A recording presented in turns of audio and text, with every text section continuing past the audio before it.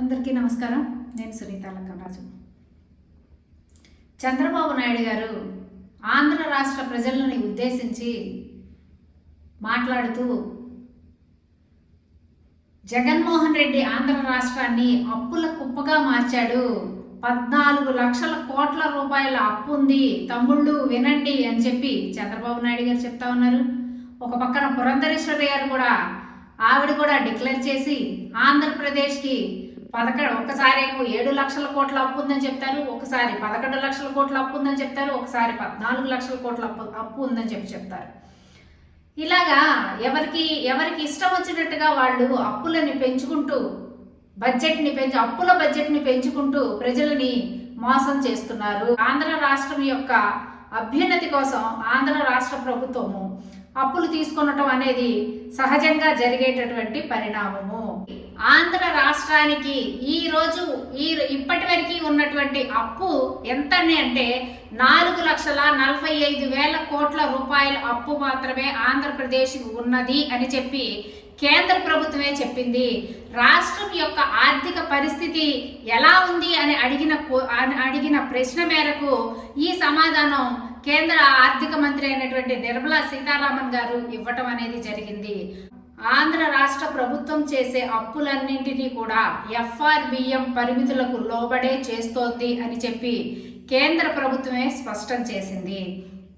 నిజానికి రాష్ట్ర ప్రభుత్వం మొత్తం అప్పులన్నింటినీ కూడా అంటే కార్పొరేషన్కి ఇచ్చేటటువంటి వాటితో సహా కలిపి మొత్తం అప్పులన్నింటినీ కూడి ఆ గణాంకాల ప్రకారమే కేంద్రము ఆంధ్ర రాష్ట్రానికి 4,45,000 కోట్ల అప్పు మాత్రమే ఉన్నది అని చెప్పి అఫీషియల్గా డిక్లేర్ చేయటం అనేది జరిగింది.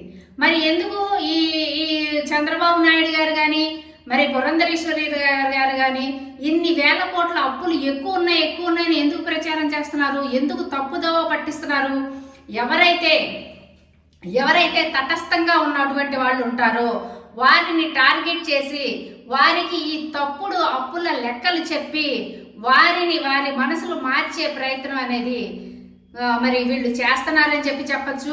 మనం ఒక ఉదాహరణగా తీసుకున్నట్టయితే మిగతా రాష్ట్రాల యొక్క రుణాల యొక్క శాతం ఎంత ఉంది, ఆంధ్రప్రదేశ్ యొక్క రుణాల శాతం ఎంత ఉన్నది అని కనుక మనం ఒక గణాంకాలు కనుక పరిగణలోకి తీసుకున్నట్టయితే కేరళలో రుణాల శాతం 37.2% ఉంటే మధ్యప్రదేశ్కి వచ్చేసి 33.8% ఉంది, పశ్చిమ బెంగాల్కి వచ్చేసి 34.2% ఉంటే ఆంధ్రప్రదేశ్ యొక్క రుణాల శాతం కేవలం 32%గా మాత్రమే ఉంది.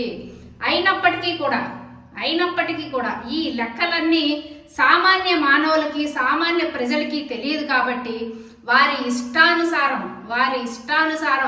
చంద్రబాబు నాయుడు గారు కానీ బీజేపీ కానీ పవన్ కళ్యాణ్ గారు కానీ మిగతా వారందరూ కూడా ప్రచారం చేయటమే కాకుండా ప్రత్యేకించి ఆంధ్రప్రదేశ్ అప్పుల పాలైపోతోంది అని చెప్పి కరపత్రాలు ముద్రించి మరి వారికి ఇష్టమైన పత్రికలలో ఫ్రంట్ పేజీల్లో వేసుకొని మరి పబ్లిష్ చేయటం అనేది ప్రజలకి కరపత్రాల రూపంలో అందించడం అనేది జరుగుతూ ఉంది.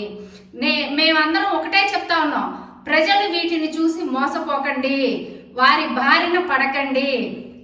వీరు చేసే అబద్ధపు ప్రచారాల వలన వీరు చేసే ఈ ప్రచార కాలుష్యానికి మీరు లోను కాకండి. ఈ ప్రచార కాలుష్యానికి లోనవటం వలన మనం ఆంధ్రప్రదేశ్ పురోగతిలో ఉండే పరిస్థితి లేకుండా పోతుంది. కాబట్టి ప్రజలందరూ కూడా విఘ్నతతో ఆలోచించండి. ఇంత కరోనా కష్టకాలం వచ్చినప్పటికీ కూడా జగన్మోహన్ రెడ్డి గారు ఆంధ్రప్రదేశ్ని అప్పుల కుప్ప చేయలేదు. ఆయన పరిపాలనలో తక్కువ శాతం మాత్రమే అప్పులు తీసుకొచ్చారు. కేవలం 32% మాత్రమే ఆంధ్రప్రదేశ్ ఈరోజు రుణాల శాతంలో ఉన్నది అని చెప్పి గుర్తుపెట్టుకోండి. ఈరోజు మన ఆంధ్రప్రదేశ్కి అప్పులు ఉన్నవి కేవలం 4,45,000 కోట్ల మాత్రమే. చంద్రబాబు నాయుడు గారు చేసే అబద్ధపు కాలుష్య ప్రచారానికి మాత్రం మీరు లోను కావద్దు అని చెప్పి పదే విజ్ఞప్తి చేస్తా ఉన్నాం.